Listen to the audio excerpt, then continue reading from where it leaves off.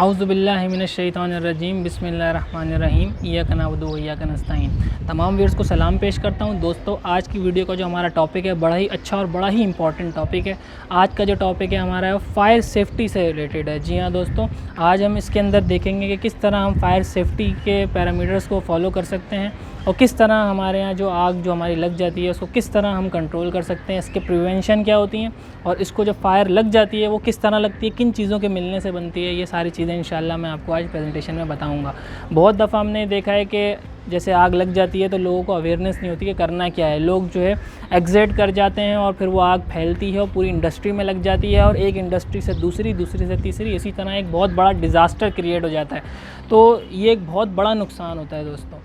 जैसा कि हमने देखा है बहुत दफ़ा हमारी कंपनीज़ के अंदर ऐसा भी होता है कि हम जो है कुछ कॉस्ट लगा के फ़ायर के इक्विपमेंट्स नहीं ख़रीदते और एंड में होता क्या है कि फ़ायर जो है लगती है जिससे वो पूरी कंपनी उसकी लपेट में आ जाती है। वो इतना बड़ा नुकसान होता है कि वो एक ही बार होता है और वो फिर जो है उसको जो है पूरी कंपनी को ख़त्म कर देता है। तो मैं ये आपसे रिक्वेस्ट करना चाहूँगा कि फ़ायर सेफ्टी से रिलेटेड जितने भी पैरामीटर्स मैं आज इंशाल्लाह आपको बताऊँगा उसको बड़े गौर से सुनिएगा और उस पर इम्प्लीमेंट करिएगा, क्योंकि इस पे इम्प्लीमेंट करने से वो कंपनी का फ़ायदा है। इसको ये ना देखा जाए कि फ़ायर सेफ्टी पे जो हमारी कॉस्ट लग रही है वो बहुत हाई है। ये कॉस्ट कुछ भी नहीं है। जब आपकी पूरी फैक्ट्री अगर आपकी उस आग की लपेट में आ जाती है तो वो कॉस्ट जब आप उसको कैलकुलेट करेंगे उस कॉस्ट का तो कोई नेमल बदल ही नहीं है कि आपकी पूरी फैक्ट्री बंद हो गई, पूरा इक्विपमेंट आपका ख़राब हो गया। तो इस चीज़ को बड़ा फोकस करें। मैं आपके सामने पूरी एक प्रेजेंटेशन लेके आऊँगा किस तरह आपने फायर को कैसे कंट्रोल कर सकते हैं, उसके पैरामीटर्स क्या होते हैं इंशाल्लाह प्रेजेंटेशन में आप देखेंगे और इसको बड़ी गौर से देखिएगा। मेरी बड़ी ज़बरदस्त आपकी प्रेजेंटेशन होगी, इंशाल्लाह आपको बहुत कुछ इससे सीखने को मिलेगा। अपनी प्रेजेंटेशन की तरफ चलते हैं। आज की प्रेजेंटेशन में हम फायर सेफ्टी के हवाले से चीज़ों को डिस्कस करेंगे। बड़ा ही इंपॉर्टेंट टॉपिक है, इसको ज़रा गौर से सुनिएगा, इंशाल्लाह आपको बहुत कुछ से सीखने को मिल सकता है।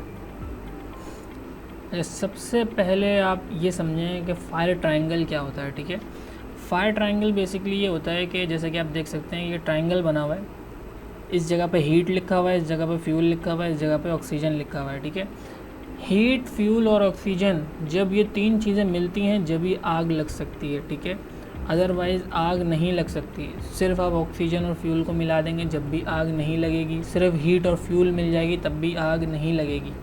ये ट्रायंगल कंप्लीट होगा जब भी आग लग सकती है। ठीक है, ये चीज़ सबसे पहले क्लियर करें। अच्छा, ऑक्सीजन जो होती है, ऑक्सीजन आपको पता है हमारे एनवायरनमेंट में ऑक्सीजन है जो कि हम इनहेल करते हैं। ठीक है, ये हमारे एनवायरनमेंट में रहती है, ये ख़त्म नहीं हो सकती।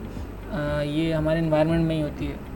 ठीक है, ख़त्म भी हो सकती है, इसके ख़त्म करने के भी तरीके हैं, वो मैं आपको इंशाल्लाह आगे बताऊंगा, लेकिन ये ऑक्सीजन जो होती है हमारे एनवायरनमेंट में मौजूद है। ठीक है, अच्छा, दूसरी चीज़ हीट है। हीट से मुराद ये होती है कि सोर्स ऑफ इग्निशन, ये कुछ भी हो सकती है, माचिस की तीली भी हो सकती है, सिगरेट भी हो सकती है, जली हुई सिगरेट किसी ने फेंक दी या कोई छोटा सा कोई कपड़े का पीस, रुई का पीस जला हुआ उड़ता हुआ आ गया कहीं से, ये सब सोर्स ऑफ इग्निशन में आता है। ठीक है, और ये जो फ्यूल है, फ्यूल में सिर्फ पेट्रोल, डीज़ल, यही सब फ्यूल नहीं होते।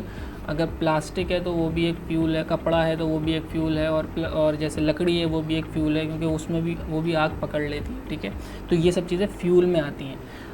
अब ये चीज़ हमने समझ ली कि सबसे पहले कि फायर ट्रायंगल कंप्लीट होगा तो ही आग लग सकेगी। अब आगे बढ़ते हैं। अच्छा, अब एक चीज़ समझने की क्या है कि फायर ट्रायंगल कंप्लीट हो चुका और आग लग चुकी। ठीक है, अब हम उस आग पे काबू पाने के लिए क्या कर सकते हैं? हमें सबसे पहले उस ट्रायंगल को तोड़ना होगा। या तो उसमें से ऑक्सीजन ख़त्म करनी होगी, ठीक है, या तो वहाँ से फ्यूल ख़त्म कर देंगे, या तो वहाँ से हीट ख़त्म कर देंगे। इस ट्रायंगल में से कोई एक भी चीज़ को हमने पकड़ के उसे ख़त्म कर दिया तो हमारी आग बुझ सकती है। ठीक है, ये चीज़ बड़ी जहन में रखिएगा। सबसे पहले अब आपको मैं बताना चाहूँगा ऑक्सीजन के बारे में। ऑक्सीजन अगर हम ख़त्म कर देंगे तो आग बुझ जाएगी। उस प्रोसेस को कहा जाता है स्मोदरिंग। ठीक है, और ऑक्सीजन ख़त्म कैसे की जाती है? जैसे पुराने ज़माने में आपने देखा होगा कि आग लग जाती थी और उसके ऊपर एक मोटा कपड़ा रख के पूरी चारों तरफ से उसको दबा दिया जाता था और उसमें से जैसे ही ऑक्सीजन जाना बंद हो जाती थी तो अंदर आग बुझ जाती थी। तो ये एक स्मोदरिंग का एक प्रोसीजर है। ये ऑक्सीजन को अगर एलिमिनेट कर देंगे तो वो स्मोदरिंग कहलाती है, प्रोसेस का नाम है। ठीक है, अगली मैं बात करना चाहूँगा फ्यूल की। ठीक है, अच्छा, फ्यूल को ख़त्म करने से मुराद ये है, जैसे एक इंडस्ट्री है, प्लास्टिक की इंडस्ट्री है, उसमें आग लग चुकी है, ठीक है, उसमें 40% प्लास्टिक जल चुका है, ठीक है, और 60% अभी बचा हुआ है। तो आप उस 60% को जैसे ही अलहदा कर लेंगे, वहाँ से अलग कर देंगे, तो वो आग मज़ीद नहीं फैलेगी। तो यानी आपने वहाँ से फ्यूल को अलहदा कर दिया तो वो आग अब नहीं फैलेगी, उस पर अब आप काबू पा सकेंगे। तो ये प्रोसेस कहलाता है स्टारोइंग का, ठीक है। अगली बात करना चाहूँगा मैं हीट की। हीट को ख़त्म करना कूलिंग का प्रोसेस कहलाता है, ठीक है, और ये सबसे कॉमन प्रोसेस है। अक्सर आपने देखा होगा आग लग जाती है तो लोग पानी के पाइप में पानी मार के उसको यानी कि कूल कर रहे होते हैं, पानी मार के उसे ठंडा कर रहे होते हैं, हीट को रिमूव कर रहे होते हैं। तो ये कूलिंग का प्रोसेस कहलाता है। ये 3 प्रोसेस मैंने आपको बता दिए फायर को रोकने के। ये होता है कि किसी तरह आग पे काबू पाया जा सकता है। आगे बढ़ते हैं। अच्छा, 2 चीज़ें होती हैं, एक तो फायर प्रिवेंशन होती है और एक फायर फाइटिंग होती है, ठीक है। फायर प्रिवेंशन क्या होती है कि आग लगने से पहले, यानी कि आग अभी लगी नहीं लेकिन उस आग को रोकथाम के लिए पहले ही उसकी प्रिवेंशन कर ली गई, यानी उसकी पहले ही उसकी रोकथाम करने के उसके प्रोसीजर्स मौजूद हैं। तो उसमें क्या होता है, उसमें ये होता है कि किसी न किसी तरह ये फायर ट्रायंगल को कंप्लीट ना होने दिया जाए, ठीक है। ये फायर ट्रायंगल जैसे ही कंप्लीट हो जाएगा तो आग लग जाएगी। इस वजह से ऐसे इकदाम कंपनी करती है, ऐसी पॉलिसी, ऐसे रूल्स बनाती है तो जिससे आपकी ये ट्रायंगल कंप्लीट नहीं होता, ठीक है। उसकी मिसाल मैंने नीचे यहाँ पे कुछ सिंबल्स लगाए हैं, ठीक है। ये सिंबल्स जो हैं होते हैं हमारे, इन सिंबल्स की मदद से आपने देखा होगा हर कंपनी के जिस जगह पे लोगों का ज़्यादा उठना बैठना होता है, ज़्यादा लोगों की मूवमेंट होती है वहाँ पे ये सिंबल लगे हुए होते हैं ताकि लोगों के जहनों में रहे कि भाई हमने ये सब चीज़ें नहीं करनी। जैसे कि यहाँ पे स्मोकिंग का लिखा है, नो स्मोकिंग, क्योंकि स्मोकिंग इज़ फायर इग्निशन, ठीक है, तो ये नहीं होना चाहिए, ठीक है। और इसी तरीके से फायर एक्सटिंग्विशर जो है वो लगे हुए होने चाहिए, फायर एक्स आपकी अवेलेबल होनी चाहिए, ठीक है, और इमरजेंसी एग्जिट और फर्स्ट एड बॉक्स, ये सारी चीज़ें, इस तरह के सिंबल्स आपको बार बार याद दहानी कराते हैं कि फायर ट्रायंगल को कंप्लीट होने नहीं देना। तो ये होता है इसका फायर प्रिवेंशन का। अब फायर फाइटिंग का क्या होता है, फायर फाइटिंग में ये होता है आग लग चुकी है, ठीक है, अब किसी ना किसी तरह हमने इस ट्रायंगल को तोड़ना है, ठीक है। वो चाहे आप स्मॉदरिंग से भी तोड़ सकते हैं, वो आप जो है स्टार्विंग से भी तोड़ सकते हैं, वो कूलिंग से भी तोड़ सकते हैं। ये बेसिकली इन दोनों में होता है। अच्छा, ये चीज़ आप लोगों को थोड़ा समझने की ज़रूरत है। हम ये हमारे कुछ कॉमन मिथ्स होती हैं हमारी, हमने जो कि देखा है कि जब आग लगती है तो उसको पानी मार के ही बुझाया जा सकता है। ये हमारी कॉमन मिथ है, लेकिन ऐसा हरगिज़ नहीं होता। आपके पास पानी से बुझाने वाली आग जो होती है वो अलग होती है। और क्योंकि एक मिसाल देना चाहूँगा, अगर किसी इलेक्ट्रिकल इक्विपमेंट में आग लग गई तो वहाँ आप पानी मारेंगे तो वो आपके लिए इंतहाई ख़तरनाक हो सकता है। तो उसकी मैं कुछ चीज़ें आपको बताऊंगा। अभी पहले मैं आपको सिंबल्स बताना चाहूँगा कि कौन कौन से सिंबल्स यूज़ होते हैं, ठीक है। फॉर एग्ज़ाम्पल, अगर would, cloth, paper, rubber and plastic, इस तरह की चीज़ में आग लगी है तो उसको बुझाने का जो सिंबल होगा वो ग्रीन कलर के ट्रायंगल में ए लिखा हुआ होगा, ठीक है। तो आपने जैसे ही इस जगह पे आग लगनी है तो आपने इस सिंबल का जो भी इक्विपमेंट है आपके पास, फायर एक्सटिंग्विशर, जिसके बारे में मैं आगे आपको बताऊंगा, या और भी बहुत सारे इक्विपमेंट्स होते हैं, आपने इस सिंबल की चीज़ें ढूंढनी है ताकि आप इस तरह की आग पे काबू पा सकें। इसी तरह अगर फ्लेमेबल लिक्विड है, जैसे कि गैस हो गई या कोई पेट्रोल हो गया, डीजल हो गया, वहाँ आग लग गई है तो आपने ढूंढना है स्क्वायर बी रेड, ये सिंबल आपने ढूंढना है। ये स्टैंडर्ड सिंबल हैं जो कि वर्ल्ड वाइड यूज़ हो रहे हैं, ठीक है। ये सिंबल जो है आपको इस तरह की आग पे काबू पाने में बहुत ज़्यादा हेल्पफुल होता है, ठीक है। अच्छा, अगर for example energise electrical equipment में आग लग गई है, ठीक है, तो उसके लिए आपने राउंड सी ब्लू कलर, ये सिंबल आपने ढूंढना है। तो इस तरह की आग पे आप बड़ी आसानी से काबू पा लेंगे। और अगला है जैसे सोडियम, मैग्नीशियम, पोटाशियम, जो कि केमिकल इंडस्ट्रीज़ के अंदर आपको ये सारी चीज़ें मिलेंगी। अगर इस तरह की चीज़ में आग लगी है तो आपने स्टार येलो डी का सिंबल ढूंढना है वहाँ पे। इस इक्विपमेंट से आप ये जो है आग बुझा सकेंगे। अच्छा, अगला जो है वो कम्बस्टिबल कुकिंग ऑयल, जैसे कि खाना पकाने के दौरान आग लग जाए, उस एलिमेंट में आग लग जाए तो उसके लिए आपको हेक्सागोनल के ब्लैक ढूंढना होगा, तो उससे आप उस पर काबू पा सकेंगे। तो ये सिंबल्स याद रखें, ठीक है। और अपनी इंडस्ट्री के अंदर आप ये सिंबल्स को जो है, इस सिंबल्स के तहत आप अपने तमाम इक्विपमेंट्स को लगाएं और इन सिंबल्स का इस्तेमाल ज़्यादा से ज़्यादा करें, लोगों को इनकी अवेयरनेस दें। क्योंकि बहुत दफ़ा ऐसा देखा गया है कि एनर्जाइज इलेक्ट्रिकल इक्विपमेंट में आग लग गई और लोग पानी लेके वहाँ पहुँच जाते हैं, तो इससे आग जो है, आग कम नहीं होती, आग बढ़ जाती है। तो इसका बहुत ज़्यादा ख्याल रखना होगा। अच्छा जी, अब ये हम अगली स्लाइड पे आ चुके हैं। ये इस वाली स्लाइड को ज़रा मैं आपको डिटेल में समझाना चाहूँगा, क्योंकि सबसे इम्पोर्टेंट स्लाइड यही है, सही है। अब मैंने जैसा आपको पीछे बताया कि भाई मुख्तलिफ़ चीज़ों के लिए मुख्तलिफ़ जो है केमिकल यूज़ होते हैं। जैसे वाटर अलग है, अलग चीज़ों के लिए यूज़ होता है, केमिकल अलग चीज़ों के लिए यूज़ होते हैं। तो मैं यहाँ पे बिल्कुल क्लियरली आपको बता दूंगा कि कौन सी आग पे कौन सा यानी कि केमिकल या पानी या जो कुछ भी आपने इस्तेमाल करना है, ठीक है। अब आप ये देखें, सबसे पहले इस यहाँ से शुरू करते हैं। वाटर, ठीक है, ये फायर एक्सटिंग्विशर है, ठीक है। ये फायर एक्सटिंग्विशर हर कंपनी में अवेलेबल होता है। इसी के अंदर हम मुख्तलिफ़ केमिकल या वाटर जो कुछ भी हम चाहें फिल करते हैं, ठीक है। वाटर के लिए हमने क्या करना होता है, वाटर जो है हमारा सबसे ज़्यादा कारसाज होता है। वुड, पेपर, प्लास्टिक यानी कि इस तरह की चीज़ों के लिए हमारे पास वाटर सबसे बेस्ट रहता है। इसके अलावा हम किसी भी और जैसे फ्लेमेबल लिक्विड है और फ्लेमेबल गैस है, एनर्जाइज इलेक्ट्रिकल इक्विपमेंट है, कुकिंग है, इनमें किसी में भी देखें आप सब पे इसमें हमने क्रॉस लगाया हुआ है, ये इसमें नहीं चलेगा। ये सिर्फ और सिर्फ चलेगा वुड एंड पेपर और प्लास्टिक यानी कि इस तरह के चीज़ों में, ठीक है। तो इसमें आपने पानी वाला फायर एक्सटिंग्विशर यूज़ कर सकते हैं और सबसे बेहतरीन वही रहता है इसके लिए, ठीक है। अच्छा, अब आप अगली बात कर लेते हैं। हमारे पास जैसे वेट केमिकल एक आता है, हमारा केमिकल होता है ये, जो कि फायर को रोकने का काम आता है। ये इस्तेमाल हो सकता है आपका वुड, पेपर, प्लास्टिक पे भी इस्तेमाल हो सकता है, कर सकते हैं आप इसको, ठीक है। और सबसे अच्छा ये रहता है हमारा कुकिंग ऑयल और फैट यानी कुकिंग के इक्विपमेंट में आप जो है सबसे ज़्यादा ये आपके लिए इफेक्टिव होता है, ठीक है। स्टार देख लें, स्टार जिस पे लगा हुआ है दैट मीन सबसे ज़्यादा फिजिबल इस पर ही होता है, ठीक है। तो वेट केमिकल आपका इसके लिए होता है, ठीक है। और इसको आप वुड, प्लास्टिक, पेपर पर भी इस्तेमाल कर सकते हैं। अच्छा, अगला होता है वो वेट फॉर्म होता है। ये बेसिकली एक गीला फॉर्म होता है जो कि अपनी जिस जगह पे आप उसे हिट करते हैं वहाँ जाके चिपक जाता है और ऑक्सीजन को भी रिड्यूस कर देता है और उस आग की जो है उसको कूल भी करने के काम आता है, ठीक है, कूल भी कर देता है। इसको आप इस्तेमाल कर सकते हैं। सबसे ज़्यादा अच्छा रहता है ये फ्लेमेबल लिक्विड के ऊपर, जैसा कि मैंने आपको बताया।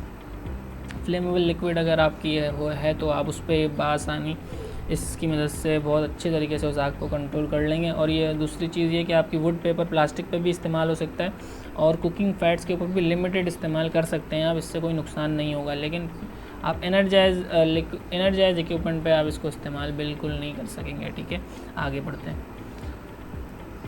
पाउडर ए भी एक आपका आता है, पाउडर ए भी, ये भी यानी कि एक केमिकल होता है जो कि फायर को कंट्रोल करने का काम आता है। ये आप देखें इन तीन चीज़ों में आपके लिए सबसे ज़्यादा फिजिबल होता है, ठीक है।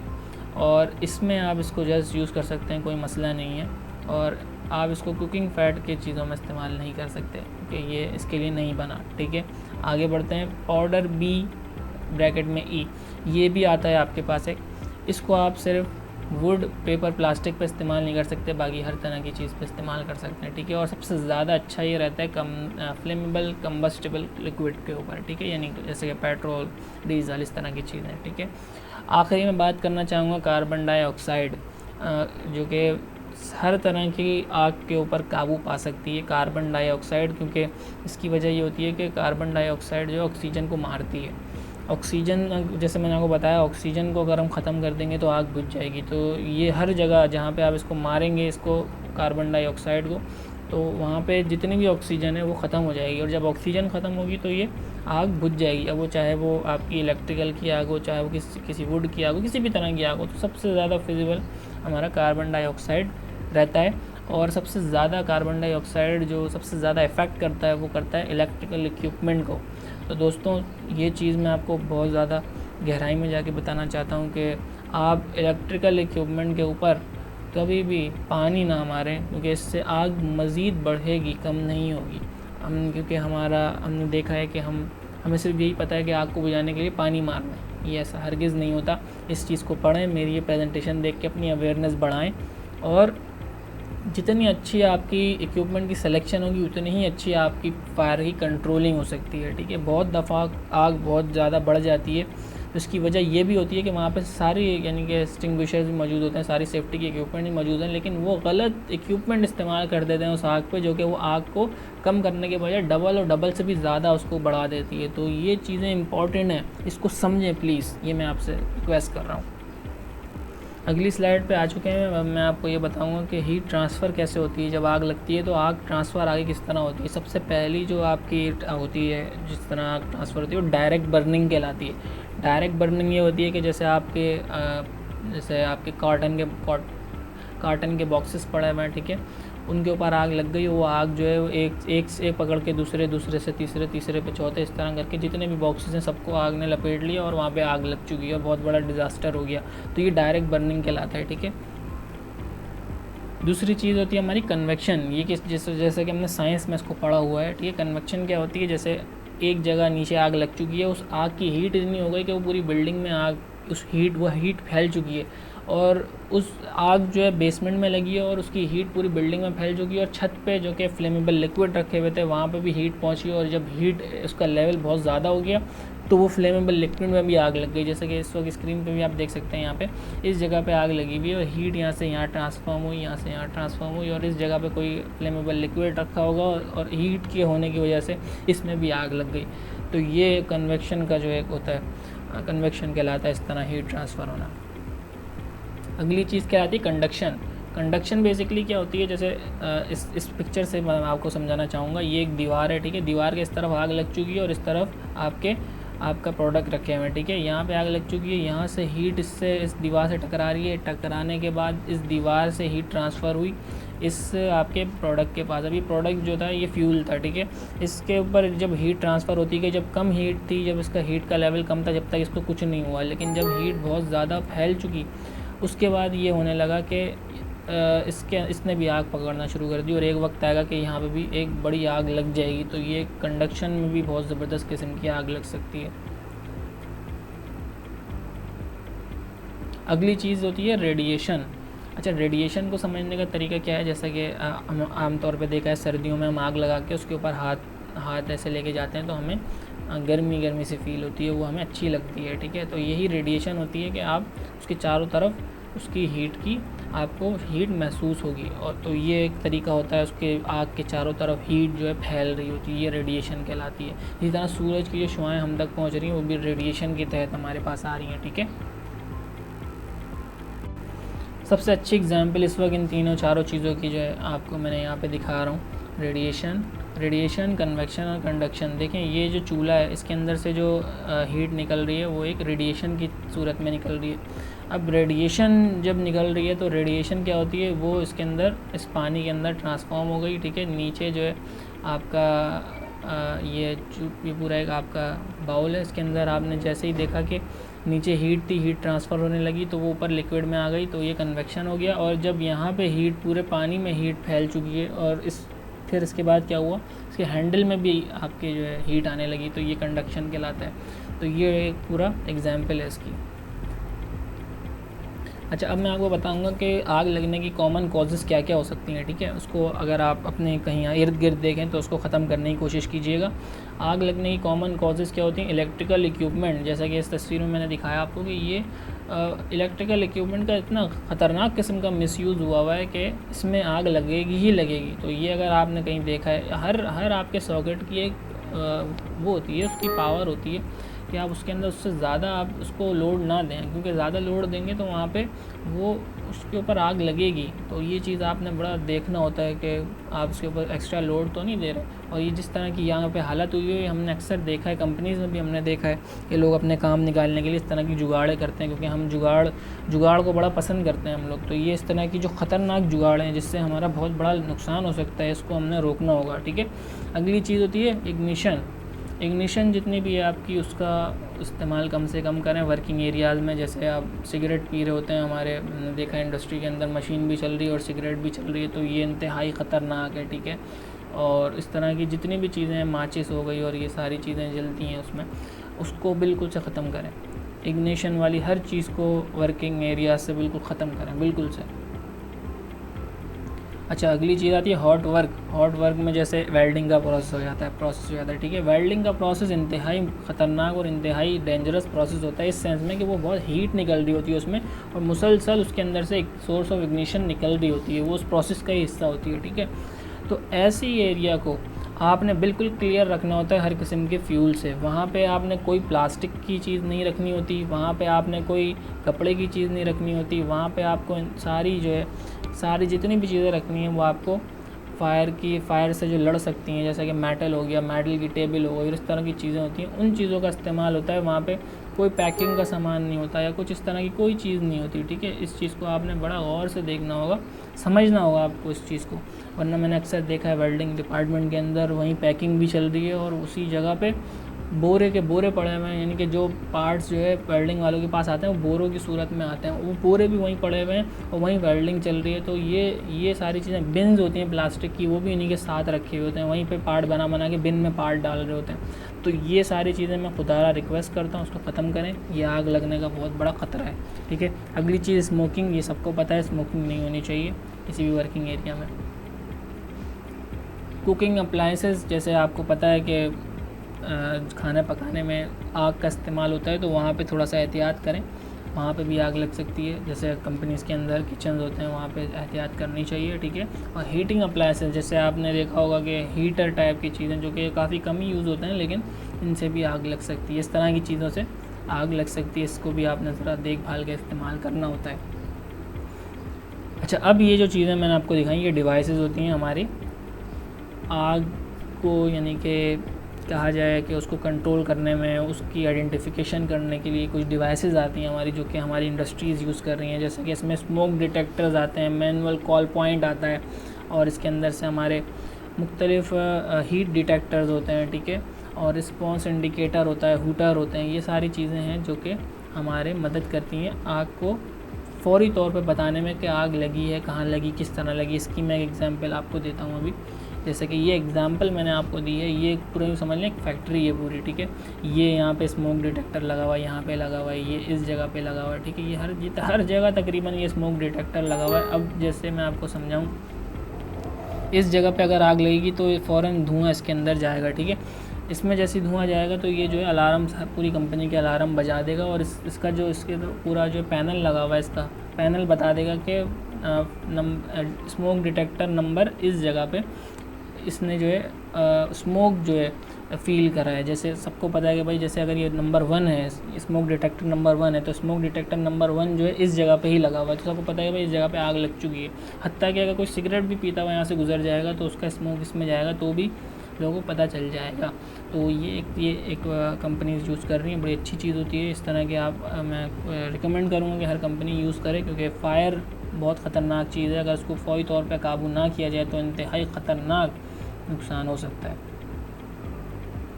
अच्छा, अब जैसे फ़ायर एक्सटिंग्विशर की बात पहले हो चुकी है, लेकिन मैं दोबारा से इसमें ऐड करना चाहूँगा चीज़ों को। फ़ायर एक्सटिंग्विशर बेसिकली क्या होता है? फ़ायर एक्सटिंग्विशर जैसे अगर आपकी कोई आग लग गई तो आग सबसे पहले कम लेवल पे लगती है, उसको कंट्रोल किया जा सकता है। छोटे लेवल पे आग लगे उसको कंट्रोल करना बहुत आसान होता है, लेकिन जब वो एक बड़ी आग यानी कि एक डिज़ास्टर बन जाती है तो उसमें इंतहाई नुकसान भी हो जाता है, और उसको कंट्रोल करना भी यूँ समझ लें नामुमकिन के बराबर है, बहुत मुश्किल काम है। तो उसी तरह एक फैक्ट्री में आग लगती है तो दूसरी फैक्ट्री को भी लपेट में ले लेती है। तो इस तरह करके देखा है गया बहुत दफ़ा ऐसी आग लगी है कि जो कि पूरी 3-3 4-4 इंडस्ट्रियों को उन्होंने लपेट में ले लिया। तो आग जब लगी है उसी वक्त काबू पा लिया जाए तो बड़ा यानी कि इससे बहुत फ़ायदा होता है, और वो आसानी काबू पा भी लिया जाता है। तो उसके लिए सबसे अच्छी चीज़ होती है हमारी फ़ायर एक्सटिंग्विशर, ठीक है। फ़ायर एक्सटिंग्विशर जो है आपकी कंपनीज़ में अवेलेबल होने चाहिए, जगह जगह लगे होने चाहिए, और लोगों की उसकी ट्रेनिंग होनी चाहिए कि यार उसको चलाना किस तरह है। क्योंकि बहुत दफ़ा ऐसा होता है कंपनीज़ में दीवारों पर लगे हुए होते हैं, लोगों को चलाने नहीं आते और आग लग जाती है तो लोग उसका सिर्फ मुँह ही देख रहे होते हैं कि किस तरह चलाएँ, और फिर भाग जाते हैं और फिर आग पड़ी हो जाती है। तो ये चीज़ें समझें, इसको देखें और फायर एक्सटिंग्विशर को प्रॉपर्ली यूज़ करें। एक छोटी सी ट्रेनिंग फायर एक्सटिंग्विशर की मैं भी आपको यहाँ पे दे देता हूँ ताकि आपको कुछ ना कुछ इससे सीखने को मिल जाए। सबसे पहले तो भाई इसके अंदर आपने एक रूल याद रखना होगा फायर एक्सटिंग्विशर चलाने के लिए। एक रूल होता है पास, जैसे कि आप ये देखें यहाँ पे स्ट्रेट में लिखा हुआ है पास, PASS, ठीक है। अब इस रूल को क्या होता है, पुल सबसे पहले पुल द पिन एक रूल है, इसके अंदर एक पिन लगी हुई होती है इस जगह पे, ये इस जगह पे एक पिन लगी हुई है। पिन नहीं निकलेगी तो ये जो आपका हैंडल है इसको आप जितना भी दबाएंगे ये दबेगा नहीं और आपके अंदर से जितना भी लिक्विड है वो बाहर नहीं आएगा। तो सबसे पहला काम क्या होता है, पिन को खींचें जिससे आपका हैंडल रिलीज़ हो जाए, ठीक है। फिर एम का मतलब क्या है, ये देखिए, aim nozzle at base fire की जो बेस है, जड़ जो है आग की, उस जड़ के ऊपर आप जो है अपना इसको एम करें, निशाना करें, ताकि आपका जो लिक्विड है सीधा उसकी जड़ में जाके लगे, ठीक है।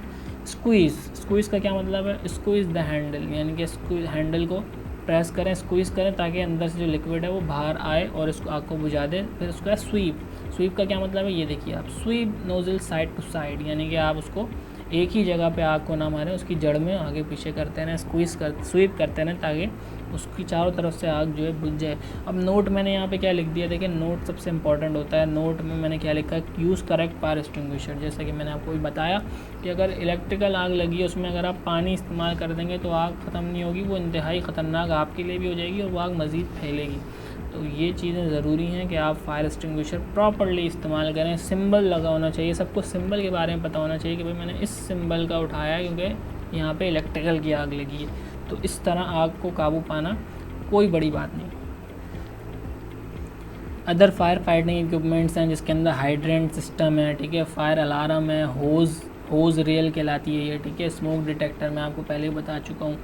इसी तरह ही मुख्तलिफ जो है आप चाहें तो अपनी कंपनी में जितना आप लोग को फिजिबल लगता है उसको आप अडॉप्ट करें इंशाल्लाह ताला। ये एक यानी कि ख़र्चा लगता है लोगों को कि बहुत बड़ा ख़र्चा हो रहा है, लेकिन मैं एक चीज़ बता दूं, पूरी फैक्ट्री अगर लपेट में आ गई आग के तो वो ख़र्चा वो कभी भी आप बेयर कर ही नहीं सकते। उससे बेहतर है कि आप ये थोड़ा ख़र्चा करके अपने कंपनी को फायर से सेव कर लें। अच्छा, यहाँ ये एक तस्वीर है, ये इंतहाई इम्पॉर्टेंट तस्वीर है, इसको मैं आपको खुसूसी तौर पर बताना चाहूँगा कि हमेशा फायर एग्ज़िट जो होता है हमारा वो बिल्कुल क्लियर होना चाहिए, ठीक है। उसको दरवाजे लॉक भी नहीं होने चाहिए और उसके सामने कोई कचरा या कोई इस तरह की चीज़ पड़ी भी नहीं होनी चाहिए। लेकिन हमने ये देखा है कि मुख्तलिफ क्या 90% इंडस्ट्रीज़ जो हैं हमारी वो कचरा जमा करने की यानी कि आदी हो चुकी हैं। उनकी जगह जगह कंपनी के अंदर बाहर और कोनों खाँचों में कचरा और इस तरह के कार्टन और इस तरह की अजीबोगरीब ऐसी चीज़ें दिखती हैं जिनका कोई काम ही नहीं हो रहा होता।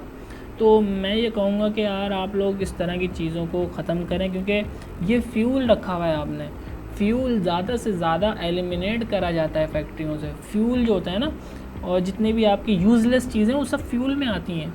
तो ये जो फ्यूल है ये तो आपके लिए लायबिलिटी है, बहुत बड़ा नुकसान है आपका। तो आप अपनी सोच को बदलें, आप इन चीज़ों को ख़त्म करें। जो आपकी मशीनरी है, जो एक आपकी ज़रूरत की चीज़ें सिर्फ वही आपके फ्लोर पे होनी चाहिए। ये एक्स्ट्रा कचरा आपने जमा किया हुआ है, इसको जब ये सालों साल पड़ा है आपके किसी काम का नहीं है तो इसका कोई ना कोई डिसीजन लेके ख़त्म करें। ये इंतहाई ख़तरनाक होता है। अगर आग लग जाती है सबसे पहले आग इसमें लगेगी और ये आग को बहुत स्पीड में बढ़ाने का भी काम करेगा। और दूसरी चीज़, फायर एग्ज़िट के बाहर चीज़ें रखी हुई होती हैं, फायर एग्ज़िट की कोई अहमियत ही नहीं होती। फायर एग्ज़िट पर लोग लॉक करके चले जाते हैं, चौकीदारों ने लॉक लगाए हुए होते हैं। तो ये भाई ये सारी चीज़ें नहीं होनी चाहिए। फायर एग्ज़िट पर कभी भी लॉक नहीं होता, फायर एग्ज़िट हमेशा खुला हुआ होता है ताकि जब भी आग लगे इमरजेंसी की सूरत में वो चौकीदार को थोड़ी ढूंढेंगे, आग लगेगी तो चौकीदार भी भाग गया अगर तो सब बंद जाएंगे अंदर। तो ये सारी चीज़ें इंपॉर्टेंट चीज़ें हैं, इनसे मैं आप लोगों से खुसूसी रिक्वेस्ट करता हूँ कि इन चीज़ों को आप ख़त्म करें और काम की चीज़ें फ्लोर पे होनी चाहिए। और जितनी भी एक्स्ट्रा मशीनरी, एक्स्ट्रा इक्विपमेंट जो आप लोगों के सालों साल से पड़े रहते हैं, जंग खा रहे होते हैं, वो बहुत ख़तरनाक है, उनको बिल्कुल से आप अपनी कंपनी से बाहर कर दें।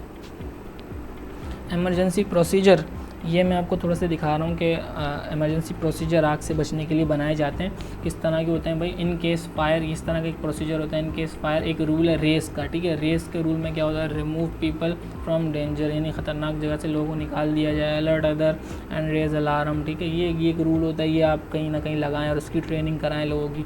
फायर एक्सटिंग्विशर ऑपरेशन, इसकी आप ट्रेनिंग कराएं सबकी। ये आपकी SOP, ये सब SOPs मैंने आपको बताई हैं।